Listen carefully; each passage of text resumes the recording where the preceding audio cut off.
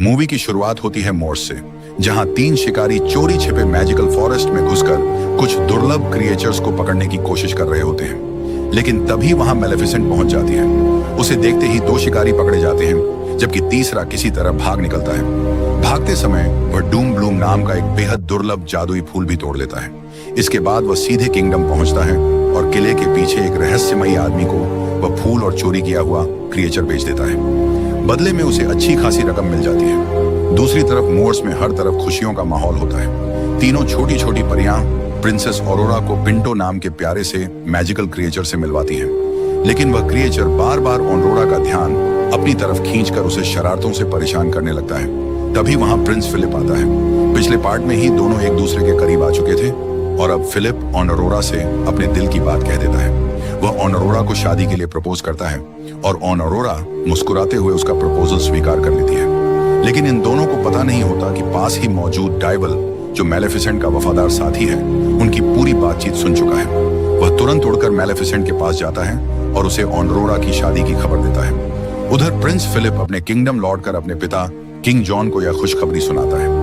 King यह सुनकर बेहद खुश हो जाता है, लेकिन उसकी मां क्वीन इंग्रिड के चेहरे पर मुस्कान होने के बावजूद उसके मन में कुछ और ही चल रहा होता है। वह अपनी भावनाएं छिपाते हुए फिलिप को ऑरोरा और मैलेफिसेंट को शाही डिनर पर बुलाने के लिए कहती है। इधर मैलेफिसेंट ऑरोरा से मिलने पहुंचती है। वह नाराज होकर कहती है कि इतना बड़ा फैसला लेने से पहले कम से कम उससे एक बार बात तो करनी चाहिए थी। मैलेफिसेंट इंसानों पर भरोसा नहीं करती, क्योंकि अतीत में उसे इंसानों से सिर्फ धोखा ही मिला था। लेकिन ऑरोरा फिलिप से सच्चा प्यार करती थी। वह मैलेफिसेंट को बताती है कि फिलिप के माता पिता ने दोनों को डिनर पर बुलाया है। पहले तो मैलेफिसेंट मना करने का सोचती है, लेकिन आखिरकार ऑरोरा की खुशी के लिए वह जाने के लिए तैयार हो जाती है। उधर क्वीन इंग्रिड महल के एक गुप्त कमरे में जाती है। एक मूर्ति की गर्दन घुमाते ही वहां एक सीक्रेट दरवाजा खुल जाता है। अंदर जाकर पता चलता है कि इंग्रिड पहले से ही मैलेफिसेंट को खत्म करने की योजना बना रही है।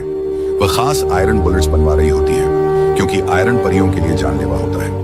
यहीं पर वह चोरी किया गया मैजिकल क्रिएचर एक कांच के जाल में कैद दिखाई देता है। साथ ही वही स्पिनिंग व्हील भी रखी होती है, जिसकी सुई से ऑरोरा को बचपन में श्राप मिला था। कुछ समय बाद मैलेफिसेंट और ऑरोरा किंगडम पहुंचते हैं। मैलेफिसेंट को देखते ही पूरे शहर में डर फैल जाता है। लोग उसे आज भी एक खतरनाक परी समझते थे और कई सैनिक तो अपने हथियार तक निकाल लेते हैं, जबकि सच्चाई यह थी कि ऑरोरा अपनी मर्जी से मोर्स में रहती थी। महल के अंदर सभी लोग डिनर के लिए बैठते हैं। शुरुआत में माहौल शांत रहता है, लेकिन धीरे धीरे क्वीन इंग्रिड जानबूझकर मैलेफिसेंट के पुराने जख्म कुरेदने लगती है। फिर क्वीन इंग्रिड ताना मारते हुए कहती है कि शादी के बाद ऑरोरा की असली मां कौन होगी। ये सुनते ही गुस्से में मैलेफिसेंट खड़ी हो जाती है। उसके विशाल पंख फैलते हैं और चारों तरफ जादुई ऊर्जा फैल जाती है। उसी वक्त किंग जॉन अचानक बेहोश होकर गिर पड़ता है। क्वीन इंग्रिड तुरंत रोने चिल्लाने का नाटक करती है और सबके सामने मैलेफिसेंट पर किंग को श्राप देने का आरोप लगा देती है। ऑरोरा भी उसकी बातों में आ जाती है और मैलेफिसेंट से श्राप वापस लेने की विनती करती है। लेकिन मैलेफिसेंट बार बार कहती है कि उसने किंग को कोई श्राप नहीं दिया। फिर भी ऑरोरा उसकी बात पर विश्वास नहीं करती। तभी महल के सैनिक मैलेफिसेंट को घेर लेते हैं। अपनी ही बेटी जैसी ऑरोरा को अपने खिलाफ खड़ा देखकर मैलेफिसेंट का दिल टूट जाता है। वह बिना कुछ कहे वहां से उड़ जाती है और डायावल भी उसके पीछे निकल पड़ता है। लेकिन जैसे ही मैलेफिसेंट महल से दूर पहुंचती है, क्वीन इंग्रिड की वफादार गेर्डा उस पर आयरन बुलेट से हमला कर देती है। गोली सीधे मैलेफिसेंट को लगती है और गंभीर रूप से घायल होकर वह आसमान से नीचे बहती नदी में जा गिरती है। दूसरी तरफ महल में किंग जॉन अब भी बेहोश पड़े होते हैं। प्रिंस फिलिप को लगता है कि अगर उसकी मां किंग को सच्चे प्यार से किस करे तो शायद उनका श्राप टूट जाए। लेकिन क्वीन इंग्रिड इस बात को सिर्फ एक परियों की कहानी बताकर हंसी में उड़ा देती है। फिर भी फिलिप के बार बार कहने पर वह किंग के पास जाती है, लेकिन प्यार से किस करने की बजाय वह धीरे से उनके कान में कहती है, तुम्हें शांति चाहिए थी ना, अब हमेशा के लिए मिल जाएगी। इसके बाद वह किंग को किस करती है, लेकिन कोई चमत्कार नहीं होता। तभी वह फिलिप से कहती है कि अब यह साफ हो गया है कि मैलेफिसेंट पूरे किंगडम के लिए खतरा बन चुकी है। उधर ऑरोरा फैसला करती है कि वह खुद मोर्स जाकर मैलेफिसेंट से बात करेगी, लेकिन वहां पहुंचने पर उसे पता चलता है कि मैलेफिसेंट अभी तक वापस ही नहीं लौटी। यह जानकर ऑरोरा और भी परेशान हो जाती है। इसी बीच गेर्डा नदी के किनारे निगरानी कर रही होती है। तभी वह देखती है कि एक रहस्यमयी पंखों वाला जीव घायल मैलेफिसेंट को पानी से बाहर निकालकर अपने साथ ले जा रहा है। गेर्डा तुरंत यह खबर क्वीन इंग्रिड को देती है। यह सुनते ही क्वीन अपने लोगों को युद्ध की तैयारी तेज करने का आदेश दे देती है। ऑरोरा वापस पैलेस लौट आती है। उसके साथ खेलता हुआ छोटा सा मैजिकल क्रिएचर पिंटो भी चुपके से महल में आ जाता है। ऑरोरा क्वीन इंग्रिड से कहती है कि उसे मेलेफिसेंट कहीं नहीं मिली। क्वीन झूठी हमदर्दी दिखाते हुए कहती है कि चिंता मत करो, वह जल्द लौट आएगी। फिर वह ऐलान करती है कि 3 दिन बाद ऑरोरा और फिलिप की शादी होगी। इसके बाद गेर्डा पूरे किंगडम और मोर्स में इस शादी की खबर फैला देती है, लेकिन असल में यह क्वीन इंग्रिड की एक खतरनाक चाल थी। वह जानती थी कि शादी की खबर सुनकर मेलेफिसेंट जरूर सामने आएगी और यही उसे खत्म करने का सबसे अच्छा मौका होगा। दूसरी तरफ मेलेफिसेंट को होश आता है, तभी उसे कुछ आवाजें सुनाई देती हैं। उन आवाजों का पीछा करते हुए वह एक विशाल गुफा तक पहुंचती है, जहां उसके जैसे पंखों और सींग वाले अनगिनत डार्क फे रहते थे। उन्हें देखकर मेलेफिसेंट भी हैरान रह जाती है, क्योंकि उसे आज तक अपनी ही जाति के बारे में कुछ पता नहीं था। वहां मौजूद डार्क फे इंसानों के खिलाफ युद्ध की योजना बना रहे थे। उनके नेता बोरा का मानना था कि अब इंसानों को उनकी क्रूरता की सजा मिलनी चाहिए, लेकिन एक अनुभवी फे कोनल उन्हें समझाता है कि इंसानों के पास आयरन के हथियार हैं और सीधी लड़ाई में भारी नुकसान हो सकता है। बोरा का विश्वास था कि मेलेफिसेंट उनकी सबसे बड़ी ताकत बन सकती है। वह जानबूझकर उसे गुस्सा दिलाता है। मेलेफिसेंट अपने जादू से उसे हवा में उछालकर दूर फेंक देती है। बोरा मुस्कुराकर कहता है, हमें इसी ताकत की जरूरत है। इसके बाद कोनॉल मेलेफिसेंट को एक गुफा के अंदर ले जाता है, जहां पत्थर में बदल चुकी एक विशाल फीनिक्स दिखाई देती है।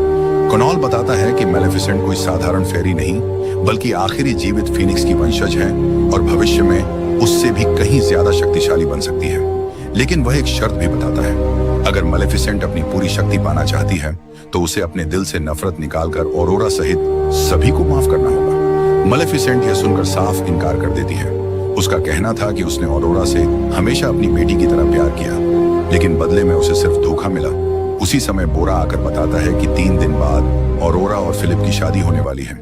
उसके मुताबिक यही इंसानों पर हमला करने का सबसे सही मौका होगा। मेलेफिसेंट इस बात पर कोई जवाब नहीं देती, लेकिन उसके मन में गहरा संघर्ष शुरू हो जाता है। इधर पैलेस में क्वीन का वैज्ञानिक लिक्सपिटल आयरन पाउडर पर नए प्रयोग कर रहा होता है। वह बताता है कि अगर इस पाउडर को डूम ब्लूम के फूल के साथ मिलाया जाए तो यह परियों के लिए बेहद घातक हथियार बन सकता है। अपना प्रयोग साबित करने के लिए वह एक छोटे से मैजिकल क्रिएचर पर उस पाउडर का इस्तेमाल करता है। देखते ही देखते वह क्रिएचर पल भर में राख बन जाता है। यह देखकर क्वीन इंग्रिड बेहद खुश हो जाती है और तुरंत बड़ी मात्रा में यह हथियार बनाने का आदेश देती है, लेकिन इसके लिए उन्हें और ज्यादा ड्यूम ब्लूम फूलों की जरूरत थी। क्वीन के सैनिक मोर्स पहुंचकर ड्यूम ब्लूम तोड़ना शुरू कर देते हैं। मेलेफिसेंट को जैसे ही इसका एहसास होता है वह तुरंत वहां पहुंचती है, लेकिन तब तक बहुत देर हो चुकी होती है। ज्यादातर फूल पहले ही लूटे जा चुके थे। अचानक छिपे हुए सैनिक आयरन बुलेट से मेलेफिसेंट पर हमला कर देते हैं। तभी कोनॉल बीच में आकर वार अपने ऊपर ले लेता है और मेलेफिसेंट की जान बचा लेता है। मेलेफिसेंट तुरंत एक जादुई ढाल बनाकर दोनों की रक्षा करती है, जबकि बोरा अपने साथियों के साथ सैनिकों पर हमला बोल देता है। वे घायल कोनॉल को वापस गुफा में ले आते हैं, लेकिन आयरन की चोट इतनी गंभीर थी कि कुछ ही देर बाद कोनॉल दम तोड़ देता है। उसकी मौत से मेलेफिसेंट अंदर तक टूट जाती है और अब इंसानों और डार्क फे के बीच होने वाला युद्ध लगभग तय हो चुका था। अगले दिन आखिरकार प्रिंसेस ऑनरोरा और प्रिंस फिलिप की शादी का दिन आ जाता है। मर्स के सभी मैजिकल क्रिएचर्स शादी में शामिल होने के लिए किंगडम पहुंचते हैं, लेकिन महल के गेट पर डियवाल को अंदर आने से रोक दिया जाता है। सैनिक कहते हैं कि सिर्फ मैजिकल क्रिएचर्स को ही अंदर जाने की अनुमति है, जबकि असल में यह क्वीन इंग्रिड की सोची समझी चाल थी। उधर फिलिप ऑरोरा से मिलता है और उसे एक खूबसूरत ड्यूम ब्लूम का फूल देता है। फूल देखते ही ऑरोरा चौंक जाती है, क्योंकि यह फूल सिर्फ मोर्स में पाया जाता था। जब वह पूछती है कि यह कहां से मिला, तो फिलिप बताता है कि उसे यह क्वीन के कमरे में मिला था। इतना सुनते ही ऑरोरा को क्वीन पर शक होने लगता है। सच्चाई जानने के लिए ऑरोरा महल के गुप्त कमरे तक पहुंच जाती है। वहां वह देखकर हैरान रह जाती है कि परियों को मारने के लिए आयरन हथियार तैयार किए जा रहे हैं। वहीं उसे कैद किए गए मैजिकल क्रिएचर्स, स्पिनिंग व्हील और वही श्राप वाली सुई भी दिखाई देती है। तभी क्वीन इंग्रिड वहां पहुंच जाती है और अपने अतीत की कहानी सुनाती है।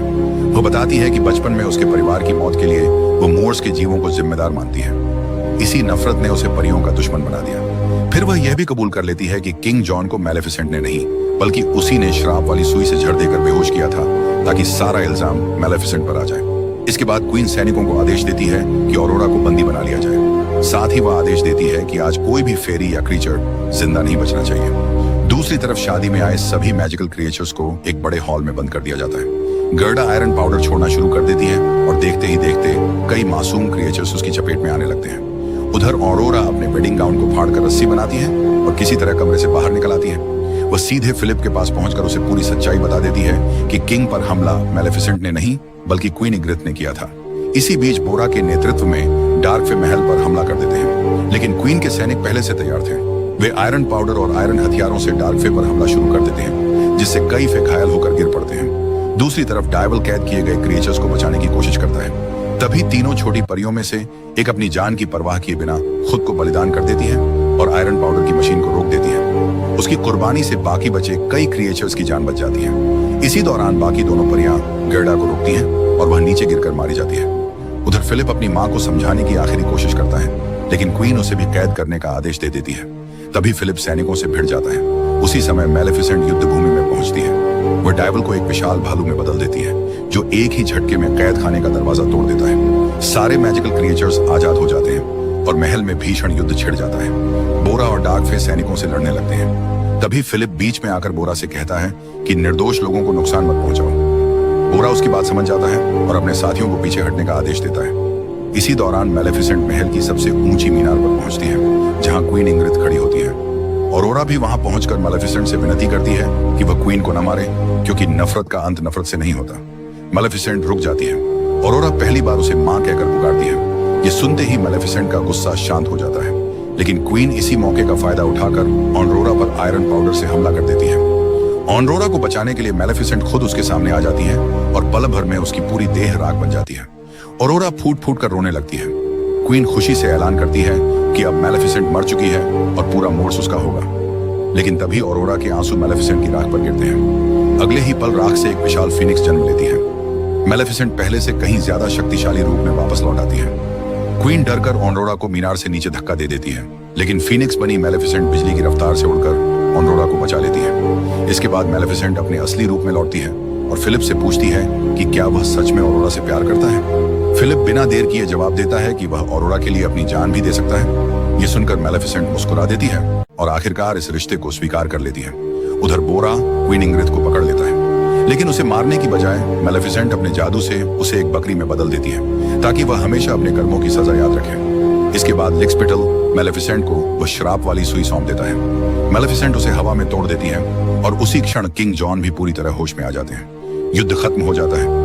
मेलेफिसेंट अपने जादू से पूरे महल को खूबसूरत फूलों से सजा देती है और आखिरकार प्रिंस फिलिप और प्रिंसेस ऑनरोरा की शादी संपन्न होती है। इंसान और फेरी पहली बार बिना किसी डर और नफरत के एक साथ इस खुशी का जश्न मनाते हैं। अंत में मेलेफिसेंट डार्कफे को मोर्स में खुलकर रहने का न्योता देती है। दोनों दुनियाओं के बीच वर्षों से चली आ रही दुश्मनी खत्म हो जाती है और इंसानों व परियों के बीच एक नई शुरुआत होती है। और इसी खूबसूरत अंत के साथ मेलेफिसेंट मिस्ट्रेस ऑफ ईविल की कहानी समाप्त हो जाती है। अगर आपको यह एक्सप्लेनेशन पसंद आई हो तो वीडियो को लाइक करें, चैनल को सब्सक्राइब करें और कमेंट में जरूर बताइए कि अगली कौन सी मूवी का एक्सप्लेनेशन देखना चाहते हैं।